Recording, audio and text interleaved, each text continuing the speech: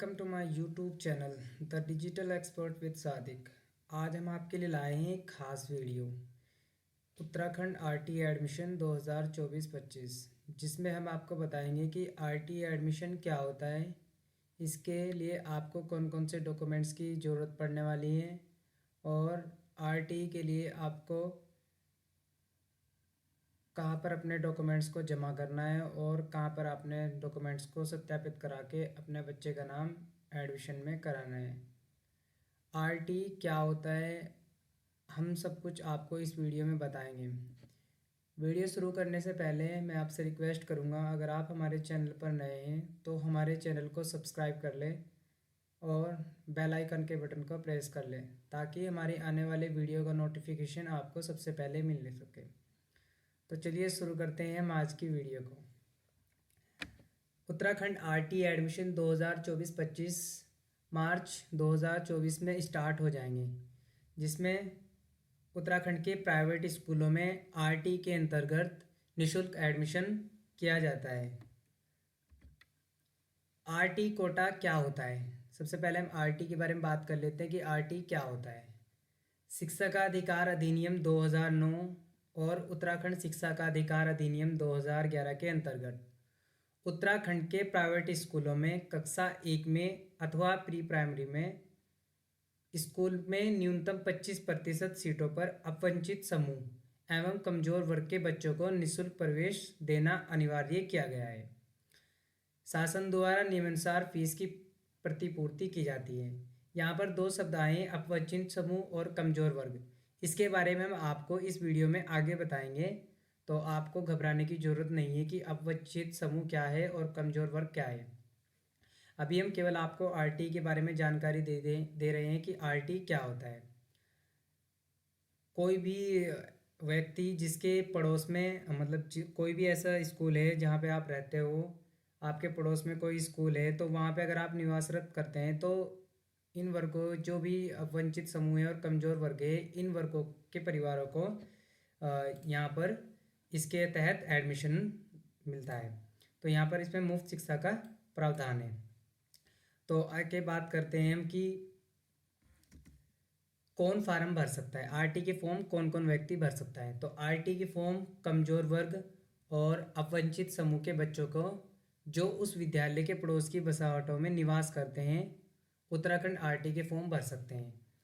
जैसे कि मैंने बताया था कि कमजोर वर्ग और अपवंचित समूह के बारे में आपको बाद में बताएंगे, तो सबसे पहले हम ये जान लेते हैं कि आरटी के फॉर्म कौन भर सकता है। तो जैसे कि मैंने पहले आपको कॉलम में बताया कि कमजोर वर्ग और अपवंचित समूह वर्ग के बच्चे,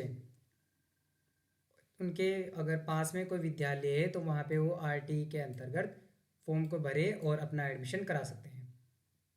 उत्तराखंड आरटी फॉर्म भरने के लिए अपवंचित वर्ग या कमजोर वर्ग का बच्चा होना चाहिए, यानी कि आप आर्थिक रूप से कमजोर और या आप कमजोर वर्ग के होने चाहिए, तभी आप आरटी के अंतर्गत अपना एडमिशन करा सकते हैं।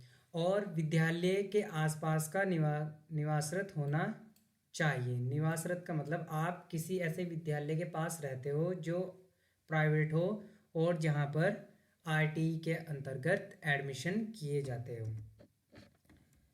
तो चलिए हम आगे बढ़ते हैं। कमजोर और वर्ग और अपवंचित समूह क्या होता है, हम आपको अब यहाँ पर बताएंगे। कमजोर वर्ग, सबसे पहले हम बात कर लेते हैं कमजोर वर्ग की। कमजोर वर्ग कौन होता है? कमजोर वर्ग वे होते हैं जिनकी वार्षिक आय 55,000 रुपये से कम की होती है या ग्रामीण विकास विभाग द्वारा उनके पास बीपीएल कार्ड हो।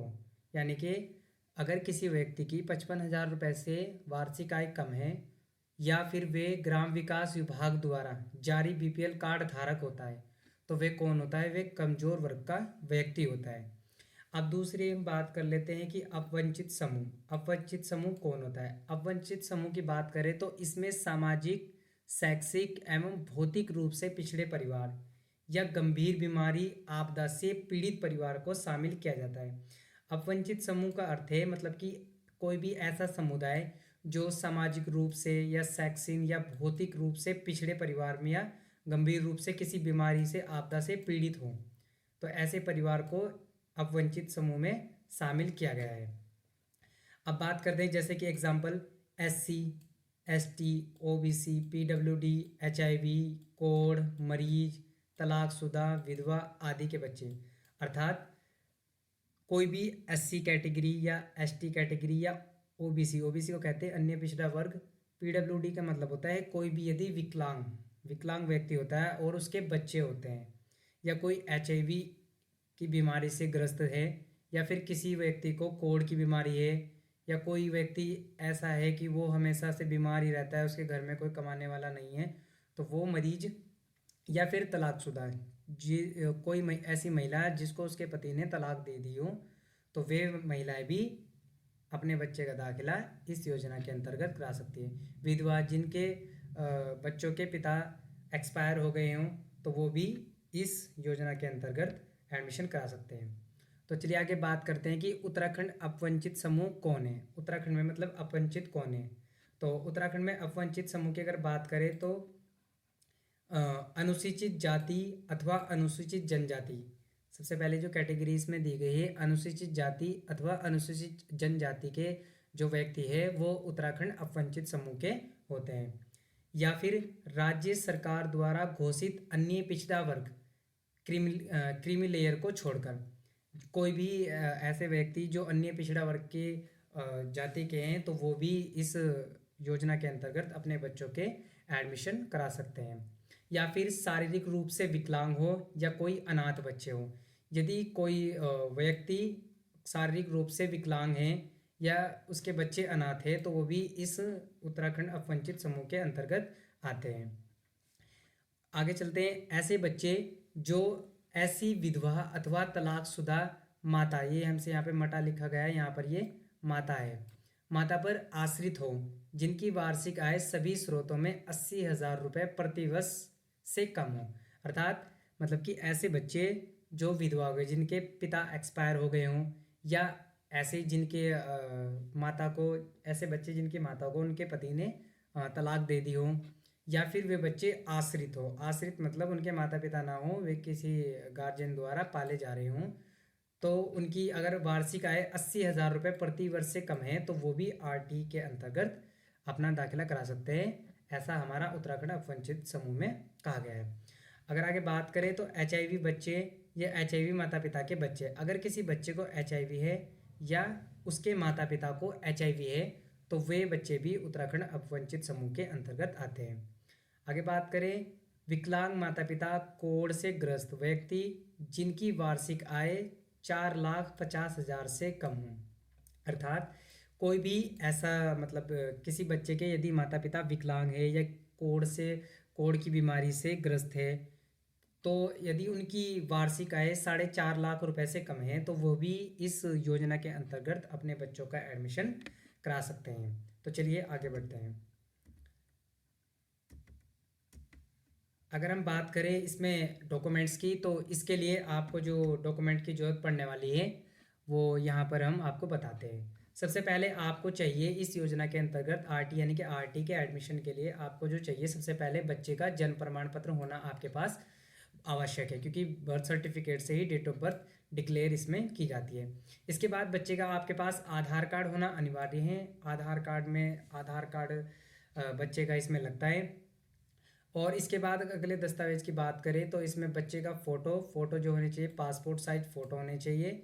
इसमें आपको एक फ़ोटो ऑनलाइन अपलोड करना पड़ता है, और बाकी 12 फ़ोटो आपको जो फिजिकली आपको अपने क्षेत्र के शिक्षा अधिकारी के दफ्तर में जमा कराने होते हैं। अगर आप उत्तराखंड के निवासी हैं, तो आपको यहाँ पर स्थायी प्रमाण पत्र की भी ज़रूरत पड़ेगी। अगर आप OBC कैटेगरी या अन्य कैटेगरी से बिलोंग करते हैं, तो आपको यहाँ पे कास्ट सर्टिफिकेट की ज़रूरत पड़ने वाली है। अगर जैसे कि मैंने बताया था, अगर आप कमज़ोर वर्ग के व्यक्ति हैं, तो आपको यहाँ पर आय प्रमाण पत्र की आवश्यकता पड़ेगी। अगर आप वंचित समूह के हैं या आप कोई बीमारी से ग्रस्त है, तो उसमें आपको मेडिकल सर्टिफिकेट वगैरह की ज़रूरत पड़ने लगेगी, जिसके बारे में हम आपको आगे अगले पेज पे बताने वाले हैं। अगर आप कमज़ोर वर्ग के व्यक्ति हैं, तो आपको कमज़ोर वर्ग का प्रमाण पत्र भी यहाँ पे अटैच करना पड़ेगा। यहाँ पर अगर बात करें तो आगे बच्चे के बैंक का खाता बच्चे का बैंक का खाता आपको यहाँ पे इसमें खुलवाना पड़ेगा, माता या पिता किसी एक के साथ जॉइंट, और वो आपको यहाँ पर इसमें अटैच करना पड़ेगा।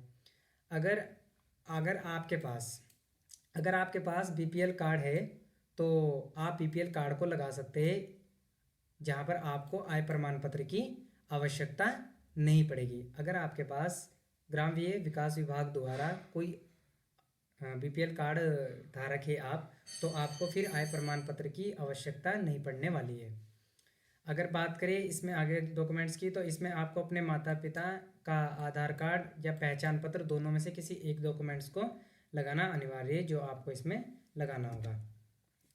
इसके बाद अगर हम बात करें विकलांग या कोई तलाक या कोई विधवा है, तो उसमें आपको क्या क्या डॉक्यूमेंट की जरूरत पड़ेगी। आपको जन्म प्रमाण पत्र, आधार कार्ड, बच्चे का बैंक का खाता है तो आपको सभी कंडीशंस में लगाना ही पड़ेगा, चाहे आप नॉर्मली कंडीशन में हो, चाहे आप विकलांग हो, चाहे आप तलाकशुदा हो या आप विधवा हो। आपको सभी कंडीशंस में जो ऊपर डॉक्यूमेंट्स बताए गए वो आपको लगाने पड़ेंगे। यदि अगर आप विकलांगता या बीमारी, किसी बीमारी से जूझ रहे हैं या, तो आपको क्या क्या डॉक्यूमेंट्स उसमें एक्स्ट्रा लगाना पड़ेगा। यदि बच्चा विकलांग है, यदि कोई बच्चा विकलांग है जिसका मतलब सुन नहीं पाता या देख नहीं पाता या चल नहीं पाता या उसके हाथ से कोई किसी प्रकार का कोई काम नहीं कर पाता है, यानी कि वो विकलांग है, तो उसमें इस कंडीशन में आपको विकलांग बच्चे का विकलांग पत्र प्रमाण पत्र भी लगाना होगा। यदि कोई बच्चा HIV या किसी कोढ़ की बीमारी से विलुप्त है, तो आपको उसका मेडिकल का प्रमाण पत्र भी इसमें लगाना पड़ेगा। आगे बात करते हैं तलाक और विधवा। यदि कोई महिला तलाकशुदा है या विधवा है, तो यहाँ पर उसको, यदि उसकी माता विधवा है तो बच्चे के पिता का मृत्यु प्रमाण पत्र इसमें लगेगा। और अगर तलाकशुदा है तो यहाँ पर उसको, महिला को यहाँ पर तलाक का प्रमाण पत्र भी लगाना होगा। इसके लिए सबसे जो मेन चीज़ होती है वो यही होती है कि आयु, मतलब कि एडमिशन लेने के लिए जो इसमें आयु सीमा तय की गई है, वो आयु सीमा के आप पात्रता के भी है या नहीं है। तो हम बात करते हैं यहाँ पर एज लिमिट यानी कि आयु मानदंड की। तो इसमें कहा गया है कि तिथि 1 अप्रैल 2024 के अनुसार बच्चे की कक्षा और जन्म तिथि इस हिसाब से होनी चाहिए। मतलब कि अगर कोई बच्चा को किसी कक्षा 1 में एडमिशन लेना चाहिए तो उसकी क्या डेट ऑफ बर्थ होनी चाहिए।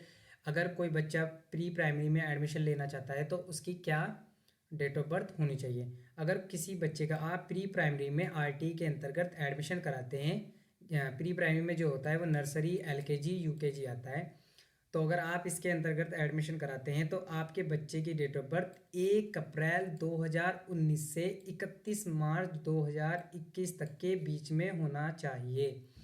मतलब कि अगर आपका बच्चा प्री प्राइमरी में एडमिशन के लिए RT के अंतर्गत आप उसका एडमिशन कराते हैं, तो आपके बच्चे की जो जन्म तिथि होनी चाहिए वो 1 अप्रैल 2019 से ऊपर, चाहे वो 2 अप्रैल हो, 10 अप्रैल हो, 29 अप्रैल हो, 30 अप्रैल हो, कुछ भी हो, तो वो यहाँ पर आपके 31 मार्च 2021 तक के बीच की होनी चाहिए। अगर आप RT के अंतर्गत अपने बच्चे का एडमिशन पहली कक्षा में कराएंगे तो आपके जो बच्चे की जन्म तिथि होनी चाहिए वो 1 अप्रैल 2018 से 31 मार्च 2019 तक के बीच में होनी चाहिए। मतलब कि अगर आपका बच्चा 5 साल से ऊपर का हो गया है तो आप अगर उसका एडमिशन पहली कक्षा में कराएंगे तो उस बच्चे की डेट ऑफ बर्थ 1 अप्रैल 2018 से लेकर 31 मार्च 2019 तक के बीच में होनी चाहिए। अगर आपके बच्चे की डेट ऑफ बर्थ इसमें से किसी भी, मतलब कि अगर मान लीजिए आपके बच्चे की डेट ऑफ बर्थ 31 मार्च 2019 है तो आपका बच्चा प्री प्राइमरी में एडमिशन लेने की एलिजिबिलिटी को खो बैठा है। अगर आपका बच्चा इसी तरीके से कक्षा 1 में, अगर आपका बच्चा 31 अप्रैल 2018 में हुआ था तो वो भी पहली कक्षा में एडमिशन नहीं ले पाएगा। तो चलिए आगे बढ़ते हैं। तो इसके लिए हम आपको बताते हैं कि आप RT के अंतर्गत कैसे एडमिशन यानी कि आप कैसे आवेदन करा सकते हैं। जो इसकी वेबसाइट है वो RTE121C-UKD.in पर आपको जाना है। आप इस वेबसाइट पर जब जाएंगे तो आपको वहाँ पर पहला पेज मिलेगा जो आपको खोल लेना है। जब आप वेबसाइट खोल लोगे तो खोलने पर आपको साइड में एक रजिस्ट्रेशन का ऑप्शन मिलेगा जहाँ पर आपको क्लिक करना है।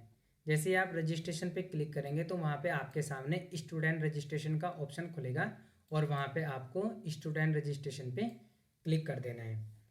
जब आप रजिस्ट्रेशन करें तो एक चीज़ का ध्यान रखना है कि आपको जो भी आप जानकारी उसमें भरे वो आपको बहुत ही ध्यानपूर्वक और बहुत ही धैर्य से भरनी है, जिससे कि आपका फॉर्म गलत ना हो। क्योंकि इसमें अगर आपके आवेदन में थोड़ी सी भी कोई गलती हो जाती है तो ये आवेदन ऊपर से निरस्त कर दिया जाता है। तो इसके बाद हम आगे बढ़ते हैं। रजिस्ट्रेशन खुलने पर जब आप स्टूडेंट रजिस्ट्रेशन पर क्लिक करेंगे तो जैसे ही आपका रजिस्ट्रेशन खुल जाएगा तो आप वहाँ पर अपनी जानकारी यानी कि अपने जो बच्चे के आधार कार्ड की, जन्म प्रमाण पत्र की, बैंक अकाउंट की, अपना एड्रेस जो आपको रजिस्ट्रेशन के टाइम आप फिल करोगे, मोबाइल नंबर, ईमेल आईडी जो भी आप वहाँ पे फिल करोगे तो वो आपको अपने ध्यानपूर्वक भरना है। ठीक है। तो इसके बाद फॉर्म भरते समय दिया गया मोबाइल नंबर पर आपको रजिस्ट्रेशन नंबर प्राप्त हो जाएगा। जब आप आरटी के फॉर्म को ऑनलाइन फिल करेंगे तो वहाँ पर जब आप जो भी आप अपना मोबाइल नंबर रजिस्टर करेंगे तो वहाँ पे आपको जो मोबाइल नंबर रजिस्टर करेंगे, जब आप अपना रजिस्ट्रेशन कंप्लीट कर लेंगे तो वहाँ पर आपको एक एसएमएस प्राप्त होगा जिसमें आपका रजिस्ट्रेशन नंबर दिया गया होगा। जो इस रजिस्ट्रेशन नंबर को आपको संभाल कर रखना है क्योंकि यही रजिस्ट्रेशन नंबर आपके लॉटरी के समय काम आएगा। क्योंकि आप अपना जब स्टेटस ट्रैक करोगे कि आपके बच्चे का उसका एडमिशन का स्टेटस क्या है तो वो आपको इसी से ही पता लगेगा। तो इसके बाद आपको रजिस्ट्रेशन सभी प्रकार की जानकारी को सेव एंड नेक्स्ट पे क्लिक करना है। यानी कि जब आप अपनी जो डिटेल भर देंगे तो आप इसके बाद सेव एंड नेक्स्ट बटन पर क्लिक करके आगे बढ़ जाएंगे। इसके बाद आपको जब आप अपनी सारी जानकारी भर देंगे तो आपको कॉर्नर में एक सबमिट का बटन मिलेगा, तो आपको यहाँ पर सबमिट बटन पर क्लिक करके फॉर्म को सबमिट कर देना है। एक चीज़ का ध्यान रखना है कि जो भी स्टार लगे हुए कॉलम है उसमें आपको सही जानकारी भरनी अनिवार्य है। अगर आप स्टार लगे हुए कॉलम में कोई भी जानकारी को गलत भर देते हैं तो आपका फॉर्म उप शिक्षा अधिकारी के यहाँ से निरस्त किया जा सकता है। इसके बाद हम आगे बात करते हैं कि दस्तावेजों का सत्यापन। दस्तावेजों का सत्यापन कैसे होगा? जब आप अपना ऑनलाइन रजिस्ट्रेशन करके सबमिट करके उसका प्रिंट आउट निकाल लेंगे तो इसके बाद आप सभी दस्तावेजों की जो भी आपको दस्तावेज बताए गए, आधार कार्ड, जन्म प्रमाण पत्र, बैंक पासबुक, आय, जाति, स्थाई, अगर आप के पास ग्रामीण विकास विभाग द्वारा एक बीपीएल का कार्ड बनाया गया है तो आप बीपीएल का प्रमाण पत्र, अगर आप विकलांग, आपका बच्चा विकलांग है तो विकलांगता का प्रमाण पत्र, यदि आपका बच्चा किसी भी प्रकार की बीमारी से जूझ रहा है तो उसका बीमारी का मेडिकल सर्टिफिकेट लेकर आप इन सब का एक सेट बना लेंगे। और सेट बनाने के बाद बच्चे के माता पिता में से किसी एक को, जब आप ऑनलाइन आवेदन के बाद आपको माता या पिता दोनों में से किसी एक द्वारा ब्लॉक के उप शिक्षा अधिकारी के दफ्तर में जाकर दस्तावेज के मूल को सत्यापन कराना होगा। अर्थात जब आप अपना रजिस्ट्रेशन कंप्लीट करके सबमिट कर अपने फॉर्म आरटी के फॉर्म को सबमिट करके एक सबमिट कर लेंगे तो आपको उसका एक सेट लेकर उप शिक्षा अधिकारी के दफ्तर में जाना है, जहाँ पे आपको अपने मूल दस्तावेजों को भी लेकर जाना होगा। वहाँ पर बैठे ऑफिसर आपके दस्तावेजों की जांच करेंगे और उसके बाद ही वे आपके फार्म पे आगे की कार्रवाई करेंगे। इसके बाद अगर हम बात करें तो लॉटरी में अगर अगर आप वहाँ पर जाकर उप शिक्षा अधिकारी ऑफिस में अगर आप फॉर्म जाकर नहीं जमा कराते हैं तो आपका बच्चे का जो एडमिशन है वो अपने आप ही निरस्त हो जाएगा। तो लॉटरी में जो नाम आता है वो उन्हीं आवेदनों का आएगा जिनका आवेदन का सत्यापन उप शिक्षा अधिकारी के दफ्तर से कर दिया जाएगा। मतलब कि जब आप कोई डॉक्यूमेंट्स अपने उप शिक्षा अधिकारी के ऑफिस में लेकर जाएंगे, वहाँ से आपके बच्चे के डॉक्यूमेंट्स को वेरीफाई कर दिया जाएगा उप शिक्षा अधिकारी द्वारा ऑनलाइन, तो उसके बाद ही आपके बच्चे का लॉटरी में नाम आएगा। आवेदन भरने के बाद जब आप अपना आवेदन को भर लेंगे तो उसके आपको 2 सेट बना लेने हैं। मतलब कि आपको हर दस्तावेज के 2-2 फोटोकॉपी करके उप शिक्षा अधिकारी कार्यालय में जमा करानी होती हैं। ये दोनों सेट तो यहाँ पर आपको 2-2 कॉपी करके उप शिक्षा अधिकारी कार्यालय में जमा करवानी होती है। तो अगर आपके बच्चे का नाम लॉटरी में आ जाता है तो इसकी सूचना आपको एसएमएस के द्वारा प्राप्त हो जाती है।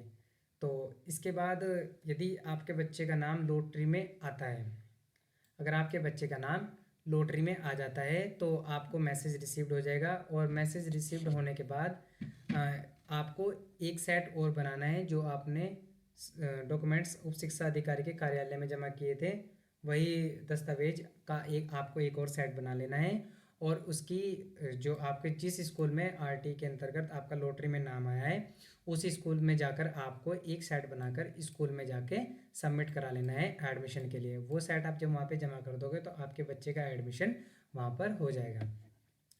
अगर बात करें आगे तो आरटी के अंतर्गत स्कूल के 25% सीट में से 50% सीट बालिकाओं के लिए रिजर्व होती है। मतलब कि अगर किसी स्कूल में 25 सीट सरकार द्वारा रिजर्व की गई है कि ये 25 सीट गरीब परिवार के बच्चे या अब वंचित परिवार के बच्चों को दी जाएगी, तो इसमें से 50% सीट केवल बालिकाओं के लिए रिजर्व होती है। मतलब कि अगर किसी स्कूल में 50 बच्चों का आरटी के अंतर्गत एडमिशन हुआ तो उसमें से 25 का लॉटरी के थ्रू नाम आ गया, तो उसमें से यानी कि 12.5 मतलब 25 का जो बच्चे होंगे 12.5 मतलब 13 जो लड़कियों को इसमें बालिकाओं को एडमिशन दिया जाएगा और 12 इसमें लड़कों को एडमिशन मिलेगा। तो सब्सक्राइब करें, लाइक करें, शेयर करें और कमेंट करें, और हमें बताएं कि आपको हमारी वीडियो कैसी लगी। Thank you so much.